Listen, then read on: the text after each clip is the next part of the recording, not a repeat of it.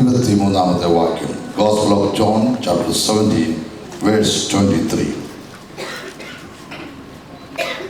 ആരെങ്കിലും ഒരാൾ വായിച്ച് സഹായിക്കണം.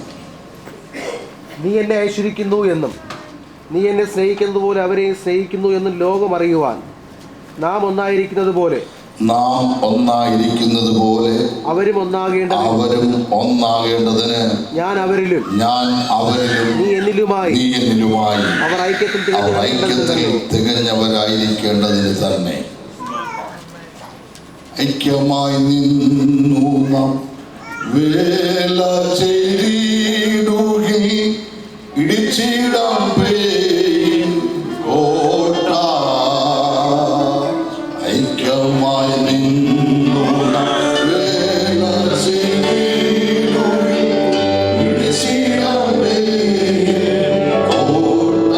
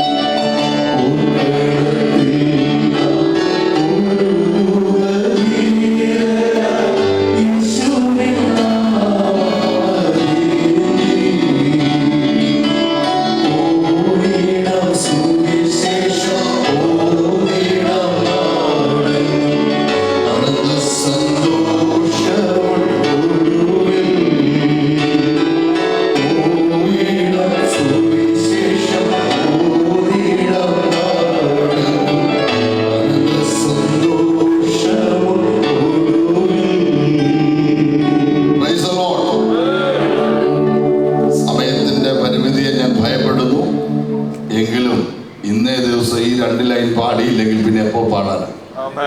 Praise God. ഈ രാജ്യത്ത് ഈസ്റ്റേൺ റീജിയനിൽ അങ്ങിങ്ങായി ആത്മാവിലും സത്യത്തിലും ദൈവത്തെ ആരാധിക്കുന്ന ദൈവമക്കൾ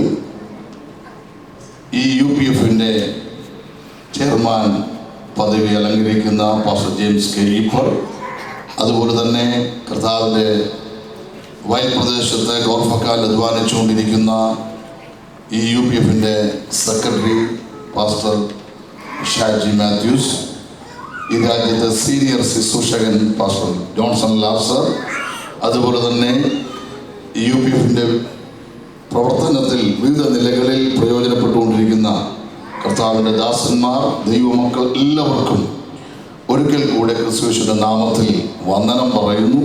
എല്ലാവരുടെയും പേരറിയാൻ പാടില്ലാഞ്ഞിട്ടല്ല, പറഞ്ഞാൽ വചന ശുശ്രൂഷ നടക്കുകയില്ല. അതുകൊണ്ട് ഞാൻ അതിലൂടെ കൺക്ലൂഡ് ചെയ്യുന്നു എന്ന് മാത്രമേ ഉള്ളൂ. Price the Lord. നമ്മുടെ ഈ UPF-ന്റെ തീമെന്ന് പറയുന്നത് യൂണിറ്റിയാണ്, അല്ലെങ്കിൽ ഐക്യതയാണ്. ഐക്യത ഇഷ്ടപ്പെടുന്ന ഒരു കാര്യങ്ങൾ ഒരു സ്തോത്രം പറഞ്ഞേ. അല്ലെങ്കിൽ അവിടെ നിൽക്കുന്ന സ്തോത്രം എന്ന് പറഞ്ഞേ. Praise the lord. എന്താണ് യൂണിറ്റി? യൂണിറ്റി എന്ന് പറഞ്ഞാൽ absence of divisions, absence of dispute, ഭിന്നതയില്ലാതിരിക്കുന്നതാണ് ഐക്യത. തർക്കമില്ലാതിരിക്കുന്നതാണ് ഐക്യത. അങ്ങനാണെങ്കിൽ ഇന്നു മുതൽ ഇവിടുള്ള സകല ദൈവദാസന്മാരും ദൈവമക്കളും തർക്കമോ ഭിന്നതയോ ഇല്ലാതെ മുന്നോട്ട് പോകുന്നതായിരിക്കും.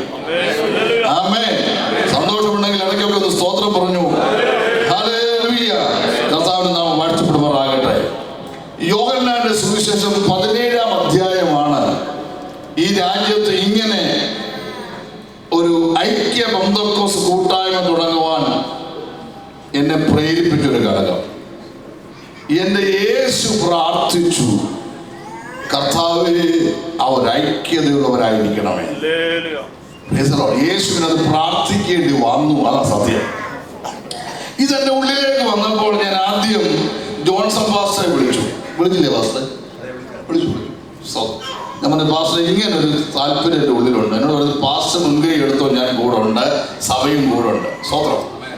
അടുത്ത ജെയിംസ് പാസ്റ്ററെ വിളിച്ചു. പാസ്റ്റർ പറഞ്ഞു, പാസ്റ്റർ ഞാനും കൂടെ ഉണ്ട്, ദൈവസഭയുണ്ട്. ആരെല്ലാം വിളിച്ചോ ഇവരെല്ലാം ഇത്രയും ഐക്യതയ്ക്ക് വേണ്ടി കാക്ഷിക്കുന്നവരാണെന്നുള്ള അന്നേരം എനിക്ക് മനസ്സിലായി. കർത്താവ് നാം വാഴ്ത്തപ്പെടുമാറാകട്ടെ. സ്തോത്രം. യേശുവിന്റെ പ്രാർത്ഥന സാധാരണ ആളുകൾ ധരിച്ചിരിക്കുന്നത് മത്തായിയുടെ സുവിശേഷം 6-ാം അധ്യായത്തിൽ കാണുന്ന പ്രാർത്ഥനയാണ്. ഒരിക്കലുമല്ല. 6-ാം അധ്യായത്തിൽ യേശു പഠിപ്പിച്ച പ്രാർത്ഥനയാണ്. എന്നാൽ യേശുവിൻ്റെ സാക്ഷാൽ പ്രാർത്ഥന എന്ന് പറയുന്നത് യോഹന്നാന്റെ സുവിശേഷം 17-ാം അധ്യായം 1 മുതൽ 26 വരെയുള്ള വാക്യങ്ങളാണ്. 3 പ്രധാന കാര്യങ്ങൾക്ക് വേണ്ടിയാണ് യേശു മധ്യസ്ഥ വഹിക്കുന്നത്. 1, യേശുവിന് വേണ്ടി പ്രാർത്ഥിക്കുന്നു. 2, യേശു ശിഷ്യന്മാർക്ക് വേണ്ടി പ്രാർത്ഥിക്കുന്നു. 3, ശിഷ്യന്മാർ മുഖാന്തരം ലോകത്ത് ഉണ്ടാകാൻ പോകുന്ന ദൈവജനത്തിന്റെ ഐക്യതയ്ക്ക് വേണ്ടി പ്രാർത്ഥിക്കുന്നു. ദൈവത്തിന് സ്തോത്രം. ഐക്യത എന്നുള്ളത് ദൈവത്തിന്റെ പദ്ധതിയിൽപ്പെട്ട കാര്യമാണ്.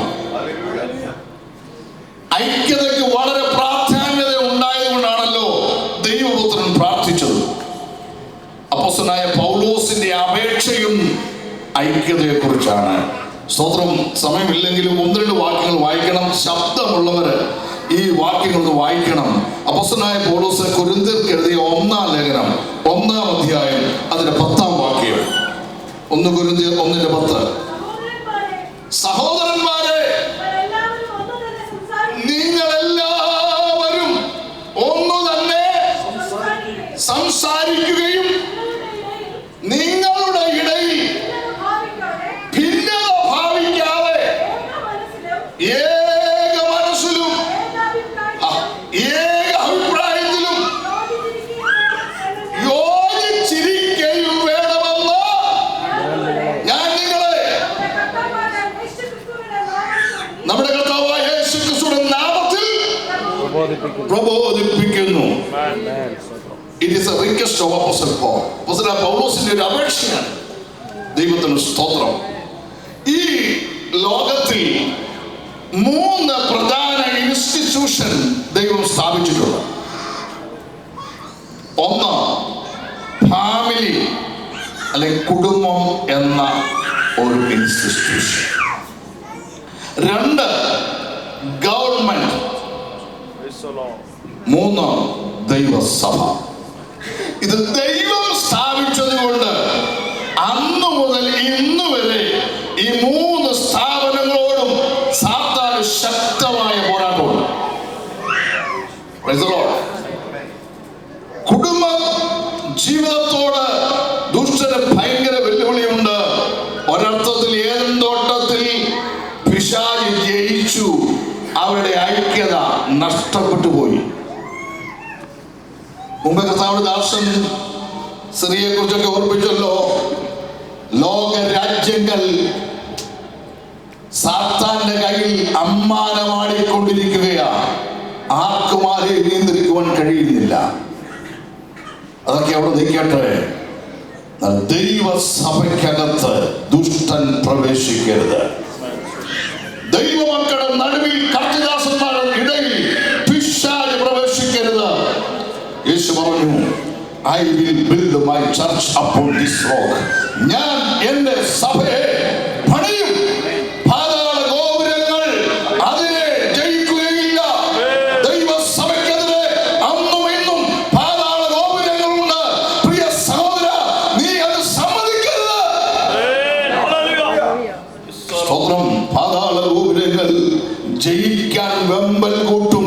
കരം കോർത്ത് ദൈവദാസന്മാർ പ്രാർത്ഥിക്കുമ്പോൾ ചീട്ടുകൊട്ടാരം പോലെ തകർന്നു പോകുവാനിടയായിത്തീരും. സ്തോത്രം. ദൈവനെ മസാഫിയെ, ഫുജറെ, കോർഫോക്കാൻ, കൽബ, ദീപ പ്രദേശങ്ങളിൽ ചിതറിപ്പാർക്കുന്ന വിശുദ്ധന്മാരുടെ പ്രാർത്ഥന സ്വർഗ്ഗത്തിലെത്തിയിരിക്കുകയാൽ എന്റെ ദൈവത്തെ സ്തുതിക്കുകയാണ്. Praise the Lord. ഇന്ന് പകൽക്കാലം, ഇന്ന് രാത്രി ചിലത് പ്രാപിച്ചു നാം മടങ്ങി പോവുകയാണ്. ഐക്യതയ്ക്ക്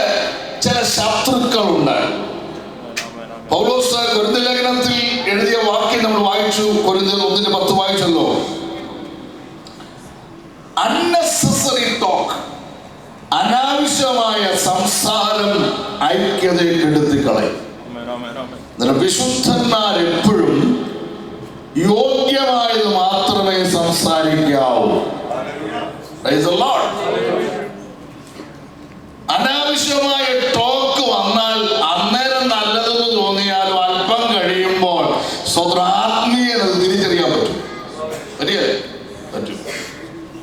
രണ്ടാമത്, സംശയം ഐക്യതയെ കെടുക്കുന്ന മറ്റൊരു ശത്രുവാണ്.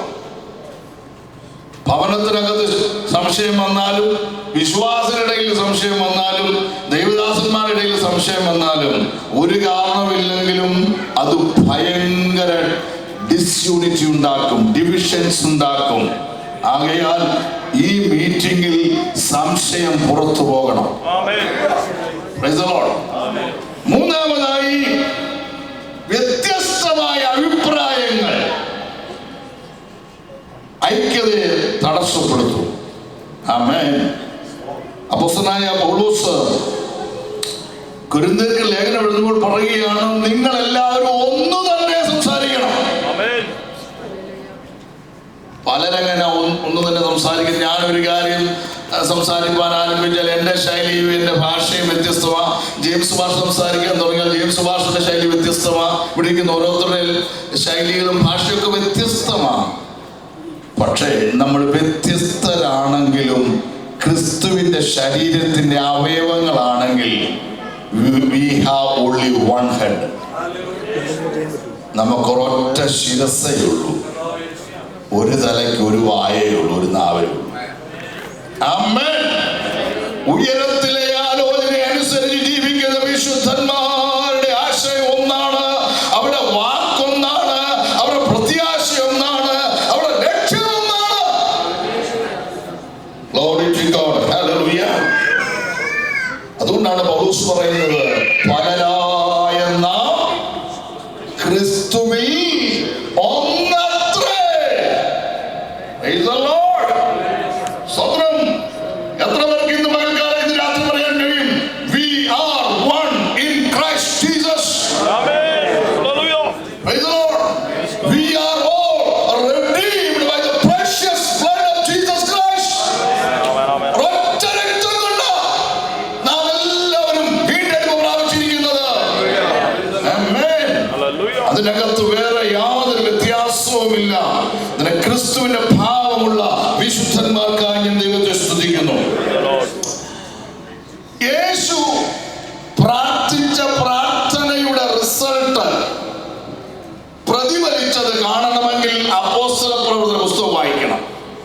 ഒന്നുകൂടെ ഞാൻ പറയാം. Unity leads us into anointing and strength. ഐക്യത നമ്മെ അഭിഷേകത്തിലേക്കും ശക്തിയിലേക്കും വഴി നടത്തുന്നതാണ്. കർത്താവ് പറഞ്ഞു, പിതാവേ, നാം ഒന്നായിരിക്കുന്നത് പോലെ അങ്ങയുടെ ജനവും നീ എനിക്ക് തന്നിട്ടുള്ള ജനവും ഒന്നായിരിക്കണം. ആ പ്രാർത്ഥന എത്ര വലിയ പ്രാർത്ഥന എന്നറിയാമോ? അപ്പോസ്തലപ്രവർത്തന പുസ്തകം 1-ാം അധ്യായം പഠിക്കുമ്പോൾ അവർ ഒരുമനപ്പെട്ടു പ്രാർത്ഥിച്ചു. 2-ാം അധ്യായത്തിലേക്ക് വരുമ്പോൾ ആ പെന്തക്കോസ്ത് നാൾ വന്നപ്പോൾ അവരെല്ലാവരും ഒരു സ്ഥലത്ത് ഒരുമിച്ച് കൂടി. ഐക്യത വെളിപ്പെട്ട് കഴിഞ്ഞപ്പോൾ പരിശുദ്ധാത്മാവ് ഇറങ്ങി വരാൻ തുടങ്ങി. ആത്മനിറവിൽ അവർ ദൈവത്തെ സ്തുതിക്കുവാനിടയായി. വിശ്വസിച്ചവരുടെ കൂട്ടം ഏക ഹൃദയമുള്ളവരായിരുന്നു. അവർ ഐക്യമത്യപ്പെട്ടു. ഈ പദങ്ങൾ അനവധി പ്രാവശ്യം അപ്പോസ്തലപ്രവർത്തന പുസ്തകത്തിലുണ്ട്. ഹല്ലേലൂയ. വീണ്ടെടുക്കപ്പെട്ട ദൈവമക്കളെ, ഇത് വായിച്ചു വിട്ടാ പോരാ. We have to practice. നമ്മുടെ ജീവിതത്തിൽ ഇത് പ്രായോഗികമാക്കണം. സ്തോത്രം. ഐക്യത വ്യാപരിച്ചപ്പോൾ എക്സ്ട്രാ ഓർഡിനറി പവർ അപ്പോസ്തലന്മാർ പ്രാപിച്ചു. ഒരു ബാല്യക്കാരത്തിന് മുമ്പിൽ യേശുവിനെ അറിയുന്നില്ലെന്ന് പറഞ്ഞ അതേ പത്രോസ് ന്യായാധിപ സംഘത്തിന്റെ മുമ്പിൽ നിന്നിട്ട് അവരെ ചലഞ്ച് ചെയ്തിട്ട് പറയുകയാണ്, ദൈവത്തെക്കാൾ അധികം നിങ്ങളെ അനുസരിക്കുന്നത് വിഹിതമാണോ എന്ന് നിങ്ങൾ തന്നെ പറഞ്ഞോളാം പറഞ്ഞു. Glory to God. ഐക്യതയുള്ള ദൈവവിധരെ നമ്മെ പരിശുദ്ധാത്മ വഴി നടത്തും. പരിശുദ്ധാത്മ ഇറങ്ങി ആവരിച്ചാൽ ഒരു പ്രത്യേക എനർജി ദൈവം തരുവാനിടയായി തീരും. ഹല്ലേലൂയ. തൃത്വത്തിൽ മൂന്നാമനായ പരിശുദ്ധാത്മാവിന്റെ സാന്നിധ്യം അനുഭവിക്കുന്ന ദൈവമക്കൾ ലജ്ജിച്ചു പോകത്തില്ല, അധൈര്യപ്പെട്ടു പോകത്തില്ല, ഭയപ്പെടുകയില്ല. ദൈവം തരുവാനിടയായി തീരും. ദൈവത്തിന് സ്തോത്രം. യൂണിറ്റിയുടെ പ്രാധാന്യം എന്ന് പറയുന്നത് പ്രസിഡന്റും വൈസ് പ്രസിഡന്റും സെക്രട്ടറിയും സൃഷ്ടിക്കുക എന്നുള്ളതല്ല. ആമേൻ. അങ്ങനെ ആരെങ്കിലും ചിന്തിക്കുന്നുണ്ടെങ്കിൽ ഭയങ്കര വിഡിത്തരാണ് കേട്ടോ. ഞാൻ ഈ സ്ഥാനമാനങ്ങൾ 1% ഇഷ്ടപ്പെടാത്തൊരു മനുഷ്യനാണ്. എന്റെ ചില ദൈവങ്ങൾക്ക് അത് അറിയുകയും ചെയ്യാം. പക്ഷെ ചില കാര്യങ്ങൾ ചില സമയത്ത് ചെയ്യാൻ അത് ആവശ്യമുണ്ടല്ലോ, അതവിടെ നിൽക്കട്ടെ.